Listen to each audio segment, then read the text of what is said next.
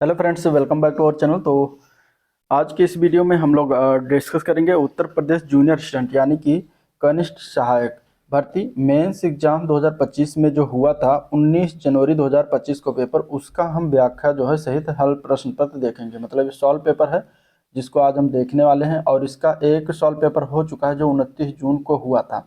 तो जिन लोगों ने वीडियो नहीं देखा, चैनल पर जाइए, आपको वहाँ से वो वीडियो मिल जाएगा और वो वाला आप जरूर देख लीजिएगा। तो चलिए आज की इस वीडियो में ये सॉल्व पेपर देखते हैं 19 जनवरी को क्या क्या चीज़ें पूछी गई थी एग्जाम में। ठीक है, शुरुआत करने से पहले अगर आप लोग चैनल पर नए हैं, अभी तक सब्सक्राइब नहीं किया तो चैनल को सब्सक्राइब कर लीजिएगा, साथ ही साथ वीडियो को भी लाइक कर दीजिएगा। पहला क्वेश्चन हिंदी से लेंगे, हिंदी के 30 क्वेश्चन आते हैं। तो पहला क्वेश्चन पूछा गया था हिंदी का कि माखनलाल चतुर्वेदी को किस पुस्तक के लिए साहित्य अकादमी अवार्ड या पुरस्कार मिला था इनमें से। ठीक है, तो यहाँ पे हमें इसका आंसर बताना है, क्या हो जाएगा। देखिए, जो माखनलाल चतुर्वेदी जी थे, इन्हें साहित्य अकादमी जो पुरस्कार मिला था ये हिम तरंगनी के लिए मिला था। ये क्वेश्चन पूछा गया था, तो आंसर यहाँ पे बी ऑप्शन राइट हो जाएगा। माखनलाल चतुर्वेदी को हिम तरंगनी पुस्तक के लिए जो है साहित्य अकादमी पुरस्कार मिला था 1955 में। भारत सरकार के द्वारा 1963 में इन्हें पद्म भूषण नागरिक सम्मान से भी सम्मानित किया, यह भी याद रखिएगा। और इन्हें युग चरण के रूप में भी जाना जाता है। भूले बिसरे चित्र जो दिया गया है ये भगवती चरण वर्मा ने लिखा है। बुनी हुई रस्सी किसने लिखी है? भवानी प्रसाद मिश्रा ने। मिट्टी की बारात पुस्तक का लेखक के नाम है शिव मंगल सिंह सुमन। ठीक है, चलिए क्वेश्चन नंबर 2, इच्छु का तद्भव शब्द क्या है? ठीक है, इच्छु का तद्भव शब्द बताना था, तद्भव तत्सम से क्वेश्चन बनेगा। इच्छु का तद्भव शब्द होता है ईख, ईख का तत्सम होता है इच्छु, तो यहाँ पे आंसर डी ऑप्शन इसका राइट हो जाएगा। ठीक है, और ईंट जो है, ईंट का तत्सम क्या होता है? ईंट का तत्सम होता है इष्ट का, तो ये भी याद रखिएगा। चलिए प्रश्न संख्या तीसरा नंबर प्रश्न है उन्मादनी किसकी रचना है? उन्मादनी की बात करेंगे, उन्मादनी पुस्तक, तो ये रचना किसने लिखा हुआ है? तो ये सुभद्रा कुमारी चौहान की रचना है। आंसर यहाँ पे ए पार्ट इसका राइट हो जाएगा। ठीक है, सुभद्रा कुमारी चौहान। कृष्णा सोबती ने मित्रों मरजानी इनका नाम, मतलब इस पुस्तक का नाम याद रखिएगा। मंजुल मंजुल भगत के द्वारा टूटा हुआ इंद्रधनुष लिखा गया। मीराबाई का राग गोविंद याद रखिएगा। चलिए क्वेश्चन नंबर 4, किस विद्वान ने प्रविशेषण को अंतर विशेषण कहा है? ठीक है, प्रविशेषण को अंतर विशेषण किस विद्वान के द्वारा कहा गया? देखिए इस तरीके से क्वेश्चन बनते हैं, तो आपको ये तैयार कर रखना है और इसी हिसाब से आपको प्रिपेयर करना है। तो यहाँ पे अगर हम देखें तो आंसर बी ऑप्शन हो जाएगा। कामता प्रसाद गुरु ने प्रविशेषण को अंतर विशेषण कहा है, तो आंसर यहाँ पे बी ऑप्शन राइट है। ठीक है, चलिए निम्नलिखित में से कौन सी रचना महादेवी वर्मा जी की इसमें से नहीं है? तो देखिए सांध्य गीत तो इन्होंने ही लिखा है, महादेवी वर्मा ने। गीत परम भी इन्हीं के द्वारा लिखा गया, आत्मिका भी है। लेकिन शोको छ्वास जो दिया गया ये इनके द्वारा लिखित नहीं है, तो आंसर यही हो जाएगा डी ऑप्शन। ठीक है, शोको छ्वास किसने लिखा है? तो ये लिखा गया है जयशंकर प्रसाद जी के द्वारा। चलिए क्वेश्चन नंबर 6, कृति नहीं पढ़ी इस वाक्य में कौन सा वाच्य है? वाच्य आपको जरूर तैयार होना चाहिए, क्योंकि इससे एग्जाम में 1 से 2 क्वेश्चन बन ही जाएंगे और मिलेंगे जरूर, ये पक्का है। ठीक है, तो वाच्य इसमें से बताना, इस वाक्य में कौन सा वाच्य है कृति नहीं पढ़ी? तो यहाँ पे अगर देखें तो कौन सा हो जाएगा? कृतवाच्य हो जाएगा। ठीक है, कौन सा? कृतवाच्य। कर्मवाच्य, भाववाच्य, 3 प्रकार के वाच्य होते हैं, तो यहाँ पे राइट आंसर क्या है? कृतवाच्य इसका सही है। अब 3 प्रकार में अगर हम देखें तो कृतवाच्य क्या है? तो जिस वाक्य में कर्ता की प्रधानता हो उसे कृतवाच्य कहते हैं, और जिस वाक्य में कर्म की प्रधानता हो वहाँ पे कर्मवाच्य हो जाएगा, और भाव की प्रधानता होने पर भाववाच्य हो जाता है। चलिए अगला क्वेश्चन, क्वेश्चन नंबर 7, हृदय में संचित रति आद स्थायी भावों का कार्य मन और वचन की चेष्टा के रूप में प्रकट होना क्या कहलाता है? तो इसको हम कहते हैं अनुभाव। क्या कहते हैं? अनुभाव। ठीक है, अनुभाव, विभाव, स्थायी भाव, इन सभी का आपको परिभाषा याद रखना है। ठीक है, साथ साथ संचारी भाव या व्यभिचारी भाव, इनका भी, इन चारों का आपको परिभाषा याद होना चाहिए। तो आंसर यहाँ पे सी ऑप्शन इसका राइट है, अनुभाव। ठीक है, चलिए रस के ये 4 अंग होते हैं, स्थायी भाव, विभाव, अनुभाव और संचारी भाव। कारक सूचित करने के लिए संज्ञा या सर्वनाम के आगे जो प्रत्यय लगाए जाते हैं उसे क्या कहा जाता है? कारक सूचित करने के लिए संज्ञा सर्वनाम के आगे जो प्रत्यय लगाया जाता है उसको हम कहते हैं विभक्ति। क्या कहते हैं? विभक्ति कहते हैं, तो आंसर सी ऑप्शन राइट है। ठीक है, विभक्ति इसका करेक्ट हो जाएगा। व्याख्या देखेंगे तो कारक सूचित करने के लिए संज्ञा सर्वनाम के आगे जो प्रत्यय लगाया जाता है उन्हें विभक्ति कहा जाता है। संज्ञा सर्वनाम की विशेषता बताने वाले शब्दों को क्या कहते हैं? विशेषण कहते हैं। और जो शब्दांश शब्दों के प्रारंभ में जुड़कर उनके अर्थ को परिवर्तित कर दें उन्हें उपसर्ग कहा जाता है। चलिए अगला प्रश्न, किस विद्वान के अनुसार तक, भर, मात्र, वैसा, सा, आजकल, परसों आदि अव्यय नहीं है क्योंकि इनके आगे कारक की विभक्तियों का प्रयोग होता है। तो यह किस विद्वान के अनुसार यह कहा गया है? तो इसमें से अगर देखेंगे तो आंसर हो जाएगा ई ऑप्शन, उपरोक्त में से कोई नहीं। ठीक है, उपरोक्त में से कोई नहीं यहाँ पे सही था, क्योंकि ये चीज कहा गया है स्वामी निगमानंद परमहंस के द्वारा, लेकिन इसमें ऑप्शन में नहीं था, तो यही लिए उपरोक्त में से कोई नहीं हो जाएगा। ठीक है, चलिए, किस वाक्य में अधिकरण कारक है? इसमें से बताना अधिकरण कारक किस वाक्य में है। कारक को भी आपको तैयार रखना है, इससे भी क्वेश्चन बनते हैं। बच्चों ने क्रिकेट खेला, इसमें अधिकरण कारक है क्या? तो कर्ता ने कर्म को, ये होता है ना कारक का परसक, तो यहाँ पे देखिए ने है तो ये कर्ता कारक हो जाएगा इसमें। यह है यतीश की दुकान है। ठीक है, का की के रारी रे ये जहाँ पर होता है ये क्या होता है, तो ये अधिकरण में नहीं आता। फिर अर्चना ने राकेश को खाना खिलाया। ठीक है, तो कर्ता ने कर्म को, तो यहाँ पे देखिए कर्म कारक है, कर्ता और कर्म दोनों है। फिर है पुस्तकें मेज पर रखी है, तो यहाँ पे देखिए पर लगा हुआ, तो पर किस अधिकरण कारक में आता है? तो अधिकरण में आता है, क्योंकि अधिकरण का क्या होता है? में और पर, ये जो होता है ये क्या होता है? अधिकरण कारक का परसर्ग होता है। यहाँ पे पर आ गया, तो यहीं पे डी ऑप्शन इसका राइट है, पुस्तकें मेज पर रखी है, इसमें अधिकरण कारक है। चलिए, सैयद इब्राहिम किसका वास्तविक नाम है? सैयद इब्राहिम किसका वास्तविक नाम है? इनमें से बताना है। यहाँ पे आंसर क्या है? आंसर यहाँ पे ए पार्ट है, रस खान जी का नाम सैयद इब्राहिम है। आंसर यहाँ पे ए ऑप्शन करेक्ट है। रस खान की प्रमुख रचनाएं प्रेम वाटिका, सुजान रस खान, ये याद रखिएगा। आधुनिक हिंदी कविता में बिंब विधान के लेखक कौन है? आधुनिक हिंदी कविता में बिंब विधान के लेखक का नाम क्या है? तो ये लिखा गया है केदारनाथ सिंह के द्वारा। आंसर डी ऑप्शन राइट हो जाएगा। निम्नलिखित में से पर्यायवाची शब्द एक दूसरे के इनमें से कौन सा हो जाएगा, ये बताना था। यहाँ पे हुतासन और अनल क्या एक दूसरे के पर्यायवाची हैं? पुरंदर और इंदिवर क्या एक दूसरे के पर्यायवाची हैं? ओक और दहन क्या है? या हेरम्ब और कंसारी हैं? तो यहाँ पे आंसर क्या था सही? आंसर यहाँ पे ए पार्ट सही था। हुतासन और अनल ये दोनों आग के पर्यायवाची हैं। ठीक है, किसके हैं? आग के पर्यायवाची हैं। और पुरंदर जो है ये किसके पर्यायवाची हैं? ये इंद्र का पर्यायवाची है। पुरंदर जो है इंद्र का पर्यायवाची है, और इंदिवर जो है ये कमल का पर्यायवाची है, तो ये दोनों अलग हो जा रहा है। ठीक है, अगर हम हेरम्ब की बात करें तो हेरम्ब किसका पर्यायवाची है? तो हेरम्ब जो है वो गणेश का पर्यायवाची है। और कंसारी किसका पर्यायवाची है? कंसारी जो है कृष्ण का पर्यायवाची है, तो यहाँ पर भी अलग है। ओक की बात करते हैं तो ओक किसका पर्यायवाची? ओक जो है आश्रय का पर्यायवाची होता है। ठीक है, आश्रय का पर्यायवाची ओक होता है, और दहन जो है वो आग का पर्यायवाची, तो यहाँ पर भी अलग है, तो एक ही में सही हो रहा है, वो ए पार्ट है। चलिए, क्वेश्चन नंबर 14 नंबर क्वेश्चन देखेंगे, साहित्य दर्पण के रचनाकार कौन है? साहित्य दर्पण किसने रचना रची है? साहित्य दर्पण के लेखक कौन, उनका नाम बताना है। तो ये लिखा गया है विश्वनाथ जी के द्वारा। आंसर यहाँ पे डी ऑप्शन राइट हो जाएगा। ठीक है, भोजराज जो थे इन्होंने चंपू रामायण लिखा, कुंतक ने वक्रोक्ति जीवितम लिखा है, भरत मुनि नाट्य शास्त्र लिखे हैं, और विश्वनाथ जी के द्वारा साहित्य दर्पण लिखा गया। तो ये क्वेश्चन बना था इनमें से, आपको ये ध्यान में रखना है। चलिए, रीतिकाल को श्रृंगार काल की संज्ञा किसने दिया है? रीतिकाल को श्रृंगार काल की संज्ञा किसने दिया? तो ये दिया गया है विश्वनाथ प्रसाद मिश्र के द्वारा। आंसर यहाँ पे ए ऑप्शन राइट हो जाएगा। ठीक है, और रमाशंकर शुक्ल रसाल ने काव्य कला काल कहा है इसको। ठीक है, और राम कुमार वर्मा ने कला काल इसको कहा है। चलिए, रामाज्ञा प्रश्न किसने लिखा? ये पुस्तक बताना है, रामाज्ञा प्रश्न किसने लिखा हुआ है? तो ये पुस्तक लिखा गया है तुलसीदास के द्वारा। आंसर ए पार्ट हो जाएगा। ठीक है, तुलसीदास ने लिखा है। हिंदी साहित्य का इतिहास जो है पुस्तक है रामचंद्र शुक्ल ने लिखा है, पद्मावत जायसी ने लिखा है, सुजान रसखान जी के द्वारा लिखा है। नेक्स्ट क्वेश्चन, अगला प्रश्न है अहेर का तत्सम है बताना। अहेर, अहेर का तत्सम शब्द क्या होगा? यहाँ पे क्वेश्चन हो जाएगा, तो अहेर का तत्सम शब्द हो जाएगा आखेट। आखेट इसका तत्सम होता है, इसका तद्भव क्या होता है? अहेर। अन्य ऑप्शन की बात देख लेते हैं, तो आभीर जो है तत्सम शब्द है किसका? अहीर का। अलग जो है, अलग का तत्सम क्या है? अलग्न होता है। ठीक है, तो ये भी ध्यान में रखिएगा। चलिए, क्वेश्चन नंबर 18, निम्नलिखित में से कौन सा शब्द कुसुम सर शब्द का पर्यायवाची नहीं है? इनमें से कुसुम सर, कुसुम सर का पर्यायवाची तो कंदर्प है, मनसिजा भी है, पंचसर भी है, लेकिन देव नदी नहीं है। तो आंसर यहाँ पे डी ऑप्शन इसका राइट है, देव नदी। देव नदी जो है कुसुम सर का पर्यायवाची नहीं है। ठीक है, देव नदी किसकी पर्यायवाची? गंगा का पर्यायवाची है। पर्णकुटी का विग्रह क्या होगा?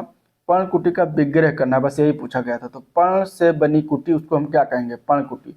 तो आंसर क्या हो जाएगा? ए पार्ट करेक्ट। पर्ण मतलब पत्ते से बनी या पर्ण से बनी कुटी हो जाएगा पर्णकुटी, जो कि इसमें कौन सा समास आएगा? तो तत्पुरुष समास आएगा। चलिए,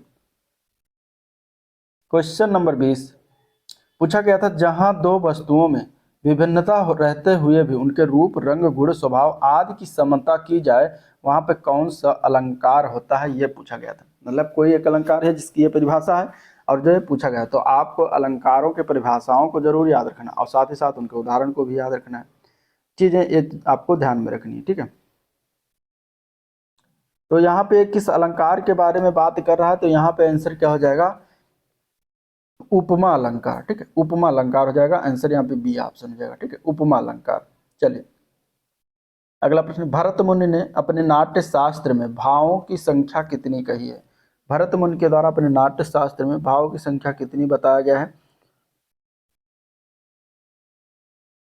तो इसका आंसर क्या हो जाएगा, भरत मुनि के द्वारा नाट्य शास्त्र में, यहाँ पे अगर देखें 20, 8, 9, 33 दिया गया, जो कि सभी गलत है। आंसर हो जाएगा डी ऑप्शन, उपयुक्त में से कोई नहीं, क्योंकि इन्होंने नाट्य शास्त्र में भावों की संख्या 49 बताया भरत मुनि के द्वारा, ठीक है। संचारी भाव इसमें से 23, सात्विक भाव 8 और स्थायी भाव इसमें से 8 है। बिहारी की रचना सतसई में किस भाषा का प्रयोग हुआ है, सतसई जो बिहारी जी के द्वारा रचित है, और इसमें कौन सी भाषा का प्रयोग किया गया है, तो इसमें प्रयोग किया गया है ब्रज भाषा। आंसर यहाँ पे सी ऑप्शन राइट हो जाएगा, ठीक है। सदुक्कड़ी जो भाषा दिया गया ये किसकी है, तो ये कबीर जी की भाषा थी, तो आंसर यहाँ पे क्या है, सी ऑप्शन से ही ब्रज भाषा, ठीक है। अब बिहारी की रचना सतसई में ब्रज भाषा का प्रयोग हुआ है, और इसमें अगर हम बात करें तो 700 से अधिक दोहों का जो है इसमें संकलन है, ठीक है। चलिए कौतुकार्थ, कौतुकार्थ अनुपयुक्त वचन विकृत रूप रचना से आह्लाद युक्त मनोविकार हो तब कौन सा रस होता है, ठीक है। तो यहाँ पे अगर हम देखेंगे तो किस रस के बारे में बात कर रहा है, तो ये बेसिकली हास्य रस की बात कर रहा है, तो आंसर यहाँ पे सी ऑप्शन हो जाएगा, ठीक है, हास्य रस। हास्य रस का स्थायी भाव क्या होता है, तो हास होता है। रौद्र रस का स्थायी भाव क्रोध होता है। अद्भुत रस का स्थायी भाव विस्मय होता है। चलिए अगले प्रश्न बताना हमें, उपयुक्त पंक्तियों में कौन सा अलंकार है, ठीक है। पंक्ति यह है, फूले कास सकल महछाई जन वर्षा ऋतु प्रकट बुढ़ाई, इसमें कौन सा अलंकार का प्रयोग किया गया है ये बताना। यहाँ पे अगर हम बात करेंगे तो देखिए आपको इसमें से पता करना, तो यहाँ पे कौन सा अलंकार है, तो यहाँ पे जन आ गया, ठीक है। एक ऐसा अलंकार है जिसमें जन जानो मन मानो मन ही जन हूँ, अगर ये सब आ जाता है तो वहाँ पे कौन सा अलंकार हो जाता है, तो वो उत्प्रेक्षा अलंकार हो जाता है। आपको कुछ देखना नहीं है, सीधा उत्प्रेक्षा देख के मार देना। अगर आपको जन मिल जाए, जानो मिल जाए, मन मानो, ये सभी शब्द अगर आपको पंक्ति में मिल जाते हैं तो ठीक है। अब उत्प्रेक्षा क्या है कि जब उपमेय में उपमान की संभावना व्यक्त की जाए तो वहां उत्प्रेक्ष होता है। जैसे कि संभावनावाचक शब्द यहाँ पे लगा जाता है, जन जानो मन मानो आदि द्वारा व्यक्त किया जाता है, तो यही आंसर हो जाएगा। चलिए किसी भाषा के मूल शब्द को क्या कहा जाता है, तो किसी भाषा के मूल शब्द को कहते हैं तत्सम। क्या कहते हैं इसमें से, तत्सम हो जाएगा, आंसर सी ऑप्शन राइट हो जाएगा, ठीक है। शिवा बावनी के रचनाकार कौन है, शिवा बावनी पुस्तक के लेखक कौन, उनका नाम क्या है, किसने लिखा है, तो ये भूषण जी के द्वारा लिखित है, आंसर बी ऑप्शन इसका करेक्ट है, ठीक है। प्रेम पचीसी किसने लिखा है, तो सोमनाथ ने, हाँ भूषण ने शिवा बावनी लिखी है, प्रेम पचीसी ने सोमनाथ लिखा हुआ, अंग दर्पण ने रसलीन और प्रेमचंद्र का जो है देव लिखा है। देव पुस्तक का नाम, ये पुस्तक है, ठीक है, रचना, और ये रचनाकार है, मतलब जो लिखा है लेखक के नाम है। चलिए क्वेश्चन नंबर 27, छंद की प्रथम चर्चा कब हुई थी, छंद की प्रथम चर्चा किसमें हुई थी, तो यह हुआ था ऋग्वेद में, आंसर बी ऑप्शन राइट है, ठीक है। छंद को वेदों का चरण माना जाता है, ऋग्वेद, सामवेद, यजुर्वेद में मंत्रों में भी छंद का प्रयोग हुआ है। छंद की रचना में वर्ण मात्रा की गणना यति और गति का नियम होता है। क्वेश्चन नंबर 28, छंद के कुल कितने अंग हैं, तो छंद की अगर हम बात करेंगे तो आंसर क्या हो जाएगा इसका 28 का, तो यहाँ पे देखिए सभी गलत है, आंसर हो जाएगा ई ऑप्शन, उपयुक्त में से कोई नहीं, क्योंकि छंद के कितने भेद हैं, छंद के 7 अंग हैं, ठीक है। जो कि अगर हम देखा जाए तो 1 चरण, 2 वर्ण, मात्रा 3, क्रम 4, गण 5, यत 6 और गति 6 हो गया, और इसके बाद तुक 7। तो इस प्रकार जो है यहाँ पे क्या है, 7 अंग हैं छंद के। अब इसमें देखिए ऑप्शन में कहीं नहीं दिया गया था, तो डी ई ऑप्शन इसका करेक्ट हो जाएगा, उपयुक्त में से कोई नहीं। निम्नलिखित में से किस विकल्प में सभी तत्सम है, ठीक है। अब ये ऊपर वाले क्वेश्चन जो ये है 28 नंबर को, ये बहुत कठिन अपने आप में, क्योंकि छंद के कितने अंग हैं अगर आपको एग्जैक्ट पता होगा तभी आप इसमें ई पार्ट मारेंगे, उपयुक्त में से कोई नहीं तो आप तुक्का जब मारेंगे तो 9, 10, 11, 13, 10 दिया गया, कोई भी मार सकते हैं इसमें, तो आंसर यहाँ पे ये हो जाएगा। चलिए निम्नलिखित में से किस विकल्प में सभी शब्द तत्सम है, इसमें से साध, साग, सेठ, तो इसमें देखिए सभी शब्द तत्सम तो नहीं दिखाई दे रहे। शीशम ये तत्सम, शशि शक्कर ये भी जो है तत्सम नहीं सभी। प्रतनु तत्सम हो गया। पहचान ये तत्सम नहीं है। प्रत्यय विज्ञान रास रीस रुदन ये, तो यहाँ पे ये हो जाएगा उपयुक्त में से कोई नहीं। कोई इसमें से शब्द जो है सभी तत्सम नहीं, क्योंकि अगर हम साग की बात करें तो साग का तत्सम साग होता है। सेठ की बात करते हैं तो सेठ का तत्सम श्रेष्ठी होता है। पहचान की बात करें तो प्रत्यभिज्ञान होता है इसका तत्सम। और पतला की बात करें, पतला का तत्सम प्रतुन होता है। शीशम का तत्सम शिंसपा होता है। शक्कर का तत्सम सरकर होता है। रोना का तत्सम रुदन। रीस का तत्सम ईर्ष्या। और रास का तत्सम राशि होता है। तो इस प्रकार सभी जो है कि तद्भव तत्सम मिलाकर सभी में लिखे, इसलिए ई पाठ सही था इसमें। ठीक है, चलिए क्वेश्चन नंबर 30। जहां उपमेय या प्रस्तुत की उत्कृष्ट उपमान या अप्रस्तुत के रूप संभावना या कल्पना की जाए वहां कौन सा अलंकार होता है। तो ये भी अलंकार की परिभाषा पूछ लिया गया। 2 से 3 क्वेश्चन अलंकार से आए। आपको अलंकार, रस, छंद ये सभी तैयार रखना है। ठीक है, यहाँ पे उपमा अलंकार की परिभाषा बात कर रहा है तो आंसर ए पार्ट इसका करेक्ट हो जाएगा। ठीक है, अब उपमा अलंकार का एक उदाहरण है पीपर पात सरिस मंडोला। यहाँ पे पीपर पात उपमान है, मन शब्द क्या है, उपमेय है। तो जहाँ पर उपमान या जहाँ उपमेय या प्रस्तुत की उत्कृष्ट उपमान या फिर अप्रस्तुत के रूप में संभावना या कल्पना की जाता है वहां पे उपमा अलंकार होता है। ठीक है, जीएस के क्वेश्चन देखेंगे। भीमबेटका की गुफाओं की खोज किसने किया था। आपके सामने 5 ऑप्शन है, कुछ जीएस के क्वेश्चन इस टाइप के बने थे। ठीक है, यहाँ पे पूछा गया था भीमबेटका की गुफाओं की खोज किसने की। तो आंसर क्या है, यहाँ पे BS वाकड़कर थे जिन्होंने भीमबेटका की गुफाओं की खोज किया था। तो आंसर बी ऑप्शन इसका राइट है। ठीक है, यहाँ पे अगर हम देखें तो व्याख्या, तो मध्य प्रदेश के रायसेन जिले में स्थित है भीमबेटका गुफा और इन्होंने 1957-58 में इसकी खोज किया था। किन्होंने, VS वाकड़कर ने। यूनेस्को ने वर्ष 2003 में भीमबेटका की गुफाओं को विश्व धरोहर स्थल में भी घोषित किया है। तो ये भीमबेटका की गुफाएं थी। चलिए क्वेश्चन नंबर 57 किस तरीके से आया था देख लीजिए। इतिहास के निम्नलिखित ऐतिहासिक स्रोतों पर विचार करने के लिए आया था। यहाँ पे दिया गया है इलाहाबाद स्तंभ शिलालेख, कालिदास की रचनाएं, विशाख दत्त का मुद्रा राक्षस, राजशेखर की काव्य मीमांसा। तो ये सभी जो है इसमें से बताना कि इनमें से कौन सा स्रोत हमें गुप्त इतिहास का अध्ययन करने में मदद करता है। ठीक है, गुप्त इतिहास। गुप्त इतिहास की अगर हम बात करेंगे तो यहाँ पे देखिए इलाहाबाद स्तंभ शिलालेख जो मिला उसमें भी गुप्त इतिहास के बारे में जानकारी प्राप्त हुई। कालिदास गुप्त के समय ही रहे थे तो गुप्त इतिहास का यहाँ से इनके जो रचनाएं वहाँ से प्राप्त हो जाता है। विशाख दत्त ने मुद्रा राक्षस लिखा जो कि गुप्त वंश से ही रिलेटेड है। और राजशेखर की काव्य मीमांसा भी है। तो आंसर क्या हो जाएगा, डी ऑप्शन हो जाएगा उपयुक्त सभी। ठीक है, चलिए एंटी सीरम एक सीरम होता है जिसमें क्या होता है। एंटी सीरम एक सीरम होता है जिसमें क्या होता है, तो इसमें एक एंटीबॉडी होती है। तो आंसर यहाँ पर डी ऑप्शन राइट हो जाएगा। ठीक है, जो कि एंटी सीरम का उपयोग रक्तदान के माध्यम से कई बीमारियों के लिए निष्क्रिय प्रतिरक्षा उत्पन्न करने के लिए किया जाता है। हरित गृह प्रभाव के लिए मुख्य रूप से जिम्मेदार गैस कौन सी है। हरित गृह प्रभाव के लिए मुख्य रूप से जिम्मेदार गैस की अगर बात करेंगे तो कार्बन डाइऑक्साइड है। यहाँ पर आंसर ए पार्ट करेक्ट है। ठीक है, हरित ग्रह प्रभाव के लिए मुख्य रूप से जिम्मेदार की हम बात करें CO2 गैस है। हरित ग्रह गैस किन्हें कहते हैं, तो उन्हें कहते हैं जो पृथ्वी के वायुमंडल में मौजूद होती हैं तथा गर्मी को रोककर पृथ्वी की सतह को गर्म करने और तापमान वृद्धि के लिए जिम्मेदार होती हैं। जैसे HFC, O3, N2O, SF6 आदि क्या है, प्रमुख ग्रीन हाउस गैसें हैं। क्वेश्चन नंबर 60, प्रभुत्व के नियम के बारे में निम्नलिखित कथनों पर विचार करना है। प्रभुत्व का नियम क्या है, इसमें कथन के अनुसार बताया गया है। यहाँ पे अगर हम देखें, पहला देखा गुण धर्मों को असतत इकाइयों द्वारा नियंत्रित किया जाता है जिन्हें कारक कहते हैं। दूसरा है कारक जोड़े में होते हैं। तीसरा है कारकों की एक असमान जोड़ी में जोड़ी का एक सदस्य दूसरे पर हावी होता है। यहाँ पे बताना है कि इनमें से कौन कौन से कथन सही है। कथन सही की बात करें तो केवल दूसरा और तीसरा कथन सही है। पहला यहाँ पे गलत हो जाएगा गुरुत्व के प्रभुत्व के नियम से। तो आंसर हो जाएगा 2 और 3। आंसर यहाँ पे क्या हो जाएगा, डी ऑप्शन इसका राइट है। प्रभुत्व जो होता है, प्रभुत्व के नियम के बारे में, तो यहाँ पे गुण धर्म को असतत इकाइयों द्वारा नियंत्रित किया जाता है जिन्हें कारक कहते हैं। कारक जोड़े में होते हैं। कारकों की एक असमान जोड़ी, जोड़ी का एक सदस्य दूसरे पर हावी होता है। क्वेश्चन नंबर 61, एक भारतीय एथलीट जिसे लोकप्रिय रूप से पॉकेट डायनेमो के नाम से जाना जाता है, किसे ये कहा जाता था, किन्हें ये खिताब दिया गया था, मतलब किन्हें लोकप्रिय नाम से जाना जाता है पॉकेट डायनेमो, तो वो थे खशाबा दादा साहब जाधव। तो आंसर यहाँ पे क्या हो जाएगा, डी ऑप्शन करेक्ट हो जाएगा। खशाबा दादा साहब जाधव को पॉकेट डायनेमो कहा जाता था। मिल्खा सिंह द फ्लाइंग सिख के नाम से प्रसिद्ध है। PT Usha the Piyali express के नाम से प्रसिद्ध हैं। धनराज पिल्लई को टर्फ ऑफ बाउंडर के नाम से जानते हैं।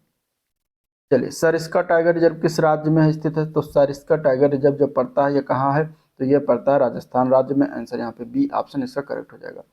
असम में काजीरंगा है। मध्य प्रदेश में कान्हा, पेंच, माधव ये सभी हैं। अरुणाचल प्रदेश में पक्के टाइगर रिजर्व स्थित है।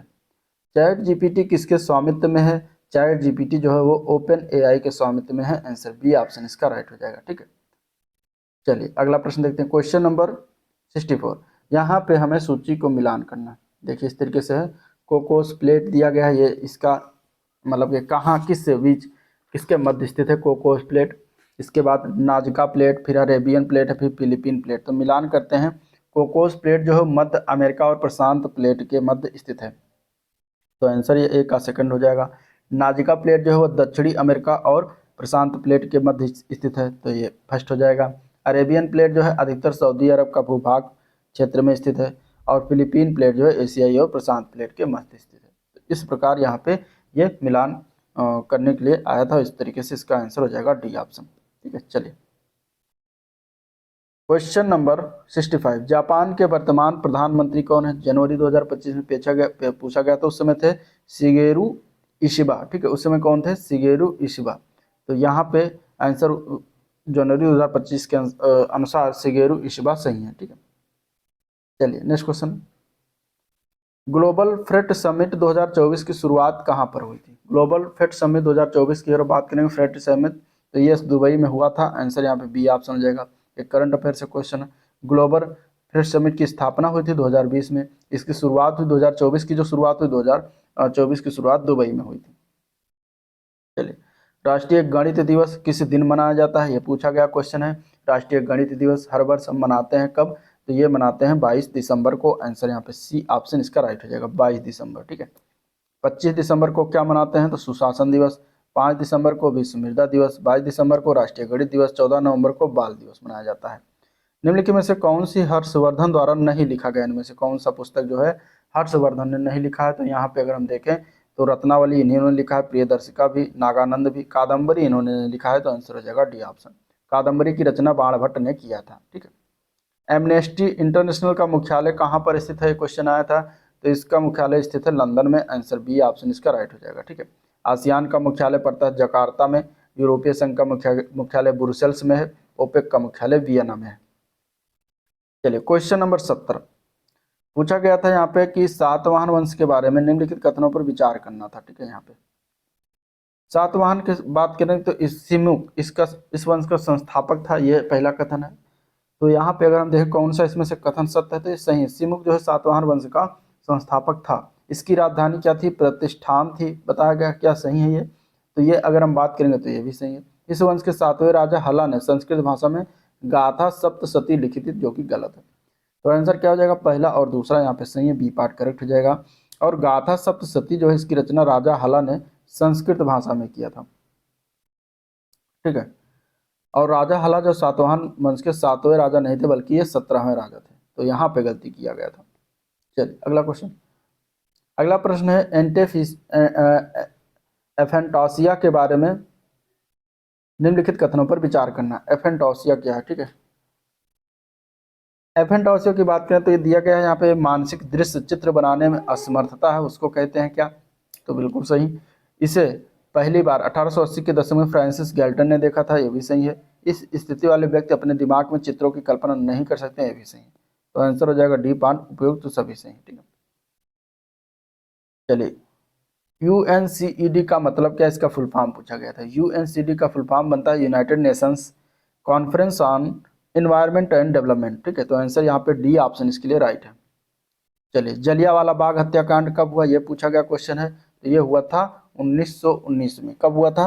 13 अप्रैल 1919 को। आंसर यहाँ पे ए पार्ट राइट है। ठीक है, अगला प्रश्न। भारत के चुनाव आयोग के बारे में निम्नलिखित में से कौन सा कथन सत्य नहीं है? ठीक है, अभी चुनाव आयोग पर बहुत सारे सवाल उठ रहे हैं, तो इससे क्वेश्चन बन सकता है।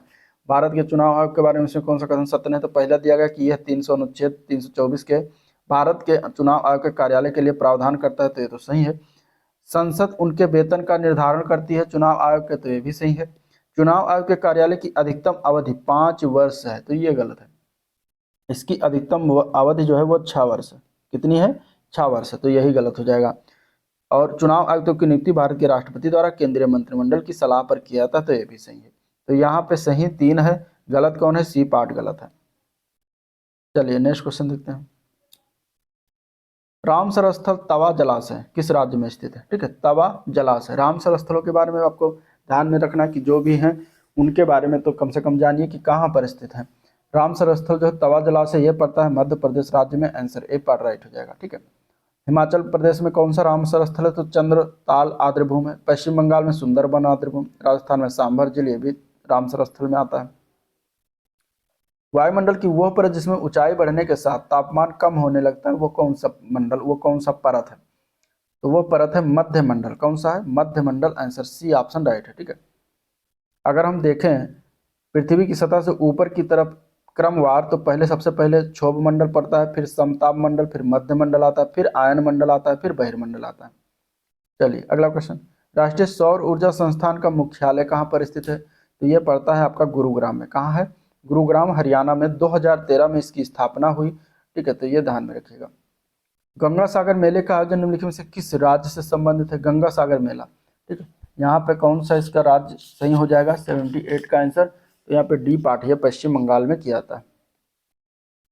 चलिए उत्तर प्रदेश में कुंभ मेला लगता है, उत्तराखंड में नंदा देवी मेला लगता है, और हिमाचल प्रदेश में भरारा मेला। कोशिकाओं की खोज सबसे पहले किसने किया था? इसका आंसर क्या हो जाएगा? तो कोशिकाओं की खोज रॉबर्ट हुक एक वैज्ञानिक थे जिन्होंने किया था, तो आंसर डी ऑप्शन हो जाएगा।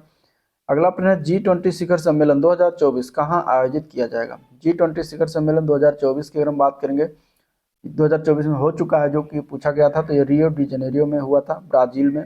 तो आंसर यहाँ पे सी ऑप्शन इसका राइट हो जाएगा। ठीक है। अभी 2025 की बात करेंगे तो इसका आयोजन दक्षिण अफ्रीका के जोहान्सबर्ग में हुआ है।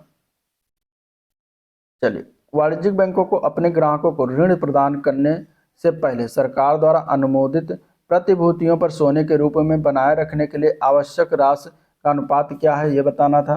तो यहाँ पे आंसर क्या हो जाएगा? इसका डी ऑप्शन हो जाएगा। स्टैच्यूरी लिक्विडिटी रेशियो कहते हैं। आंसर डी ऑप्शन इसका राइट है। ठीक है, SLR जिसको शॉर्ट फॉर्म में कहते हैं। भारत का पहला स्टॉक एक्सचेंज किस वर्ष में स्थापित किया गया था? तो भारत का पहला स्टॉक एक्सचेंज 1875 में इसकी स्थापना की गई थी। तो आंसर इसका ए ऑप्शन बिल्कुल राइट है। ठीक है, 1875। और भारत के पहले स्टॉक एक्सचेंज का नाम था बॉम्बे स्टॉक एक्सचेंज, जो कि दलाल स्ट्रीट मुंबई में स्थित है। उत्तर प्रदेश राज्य राजमार्ग प्राधिकरण का गठन किस वर्ष में किया गया था? तो उत्तर प्रदेश राज्य राजमार्ग गठन का प्राधिकरण का गठन जो है 2004 में हुआ। तो आंसर डी ऑप्शन करेक्ट है। उत्तर प्रदेश वैश्विक निवेशक शिखर सम्मेलन 2023 कहाँ आयोजन किया गया था? ये करंट अफेयर से रिलेटेड आपको 2024-25 का बेसिकली 25 का और याद रखना है। यहाँ पे आंसर क्या हो जाएगा? 84 का आंसर हो जाएगा बी पार्ट, ये लखनऊ में किया गया था। अगला प्रश्न, उत्तर प्रदेश का सबसे पश्चिमी जिला कौन सा है? इसमें से सबसे पश्चिमी, पूर्वी, उत्तरी, ये तीनों चारों जो जिलाएं हैं, आपको जिलों को याद रखना है। सबसे पश्चिमी जिला का नाम शामली है। अब उत्तर प्रदेश का मैंने एक वीडियो कवर कराया, लगभग 8 घंटे का वीडियो, जिसमें सभी जिले को एक साथ कवर कराया है। ठीक है, आप उसको जरूर देखिएगा, आपके लिए बहुत ही हेल्पफुल होगा। सभी चीज़ें, सारी चीज़ें उसमें लिखी हुई हैं। सबसे पूर्वी जिला कौन सा है? बलिया। सबसे उत्तरी जिला सहारनपुर। सबसे दक्षिणी जिला सोनभद्र। और सबसे पश्चिमी जिला शामली है। तो चारों जिलों को आपको ध्यान में रखना है। चलिए, उत्पादों को उनकी कुछ महत्वपूर्ण विशेषताओं जैसे गुणवत्ता और आकार के आधार पर विभिन्न समूहों में वर्गीकृत करने की प्रक्रिया को क्या कहा जाता है? तो इसको हम कहते हैं ग्रेडिंग करना। क्या कहते हैं? ग्रेडिंग करना। आंसर बी ऑप्शन इसका राइट है, ग्रेडिंग करना। उत्तर प्रदेश के मटाटिल बांध का निर्माण किस नदी पर किया गया था? उत्तर प्रदेश के मटाटिल बांध का निर्माण अगर देखा जाए, ये मटाटिल नहीं, माता टीला। ठीक है, माता टीला जिसको हम जानते हैं मटाटिल के नाम से आया था, माता टीला बांध। माता टीला बांध की अगर हम बात करेंगे तो ये बेतवा नदी पर किया गया है। आंसर यहाँ पे क्या है? ए पार्ट राइट है। ठीक है, रिहंद बांध किस नदी पर है? तो रिहंद नदी पर। जमरार बांध किस नदी पर है? जामनी नदी पर। गोइंथा बांध किस नदी पर है? शहजाद नदी पर। उत्तर प्रदेश सरकार ने किस संस्थान में वैदिक 3D संग्रहालय के निर्माण की घोषणा की है? वैदिक 3D संग्रहालय ये बनाया जाएगा वाराणसी में। आंसर क्या हो जाएगा? इसका ए पार्ट करेक्ट हो जाएगा। ठीक है, अगला प्रश्न, उत्तर प्रदेश के निम्नलिखित में से किस उत्पाद को 2024 में GI टैग का दर्जा दिया गया? तो वो कौन सा था इसमें से? तो संभल हार्न क्राफ्ट को दिया गया, अमरोहा का ढोलक को दिया गया, मैनपुरी का तारकसी, सभी को दिया गया है। आंसर हो जाएगा डी ऑप्शन, उपयुक्त सभी। पहला यूपी निवेशक सम्मेलन कब आयोजित किया गया था? पहला यूपी निवेशक जो शिखर सम्मेलन था ये आयोजन हुआ था वर्ष 2018 में। आंसर ए पार्ट इसका करेक्ट है। चलिए अगला प्रश्न, कछुआ वन्यजीव अभ्यारण्य के बारे में निम्नलिखित कथनों पर विचार करना। ये उत्तर प्रदेश के वाराणसी जिले में स्थित है क्या? तो यहाँ पे बिल्कुल सही है, वाराणसी जिले में ही है कछुआ वन्यजीव अभ्यारण्य। यह देश का पहला मीठे पानी का कछुआ वन्यजीव अभ्यारण्य है। सही है।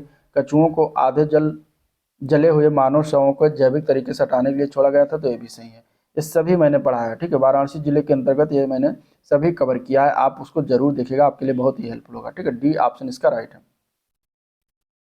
सेबी के विनियामक कार्यों के बारे में निम्नलिखित कथनों पर विचार करना है और यहाँ पे हमें फिर इसके बाद इसका आंसर देना है। सेबी के विनियामक कार्य, सेबी के विनियामक कार्य। अब यहाँ पे पहला जो ऑप्शन है कथन है वो है दलालों और उप दलालों तथा बाजार में अन्य खिलाड़ियों का पंजीकरण करना।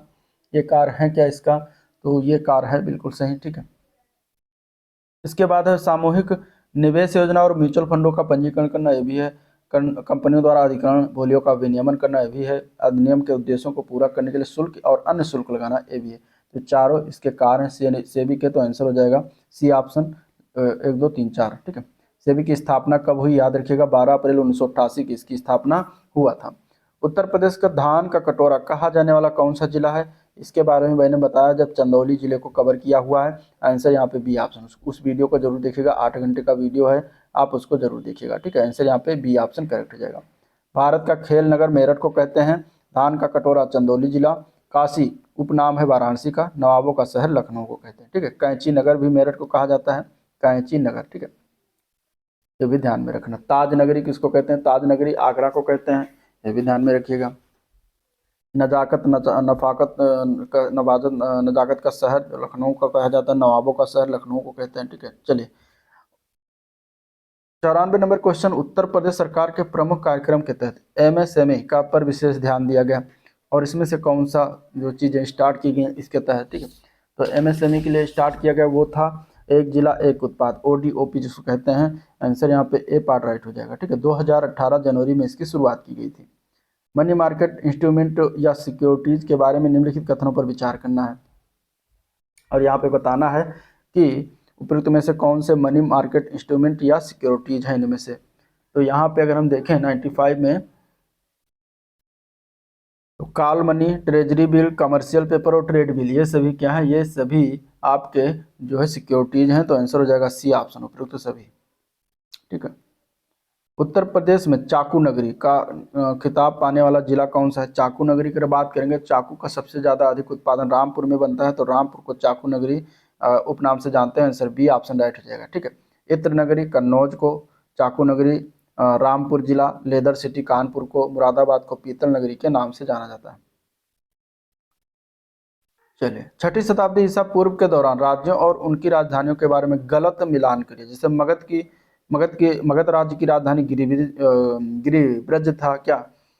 तो गलत वाला मिलान हमें बताना है, गलत सही है। कुरु का राजधानी इंद्रप्रस्थ, काशी की राजधानी मथुरा। अब ये देखिए यहाँ पे गलत है, ठीक है। काशी की राजधानी मथुरा नहीं थी, तो यही गलत हो जाएगा। वत्स की राजधानी कौशाम्बी ये हुआ करती थी, ठीक है। काशी की राजधानी थी वाराणसी, काशी की राजधानी क्या हुआ करती थी? वाराणसी हुआ करती थी। बाकी सारे सही है, सी पार्ट इसमें गलत हो जाएगा, ठीक है। अगले प्रश्न की तरफ चलते हैं, क्वेश्चन नंबर 98। वित्तीय बाजारों के कार्यों के बारे में कथनों पर विचार करना है। बजट जुटाना और उन्हें सबसे अधिक उत्पादक उपयोगों में लगाना, क्या इसका कार्य हुआ करता है वित्तीय बाजारों का? तो यहाँ पे अगर हम देखें तो सही है। मूल्य खोज को सुविधाजनक बनाना, तो ये भी इसका कार्य है। वित्तीय परिसंपत्तियों को तरलता प्रदान करना, ये भी कार्य है। लेन देन की लागत को कम करना, तो ये भी इसका एक कार्य है। आंसर हो जाएगा सी ऑप्शन, उपयुक्त सभी। क्षेत्रफल की दृष्टि से उत्तर प्रदेश का सबसे बड़ा जिला बताना है। क्षेत्रफल की दृष्टि से उत्तर प्रदेश का सबसे बड़ा जिला इनमें से देखा जाए तो लखीमपुर खीरी हो जाएगा। आंसर सी ऑप्शन इसका राइट हो जाएगा, ठीक है। लखीमपुर खीरी का क्षेत्रफल कितना? 7680 वर्ग किलोमीटर। और सबसे छोटा क्षेत्रफल वाला जिला कौन सा है? तो वो हापुड़ है, ये भी याद रखिएगा, जिसका क्षेत्रफल 660 वर्ग किलोमीटर है, ठीक है। दूसरे नंबर पर सबसे बड़ा क्षेत्रफल सोनभद्र आता है। तीसरे नंबर पर हरदोई, चौथे पर सीतापुर, पांचवें पर प्रयागराज आता है। सबसे बड़े वाले हैं। चलिए क्वेश्चन नंबर 100 है, प्राथमिक बाजार के बारे में निम्नलिखित में से कौन सा कथन गलत है? प्राथमिक बाजार, प्राइमरी मार्केट की बात कर रहे हैं, यहाँ पर गलत कथन बताना। पहला ऑप्शन देखते हैं, प्रतिभूतियां कंपनी द्वारा निवेशक को सीधे बेची जाती है, तो ये तो सही है। ठीक है। इसके बाद कीमतें कंपनी के प्रबंधन द्वारा निर्धारित और तय की जाती हैं, भी सही। एक निश्चित भौगोलिक स्थान होता है, भी सही है। प्राथमिक बाजार में केवल प्रतिभूतियों की खरीद होती है, वहाँ प्रतिभूतियों को बेचा नहीं जाता, जो कि गलत है। प्राथमिक बाजार में खरीदी और बेची दोनों जाती हैं।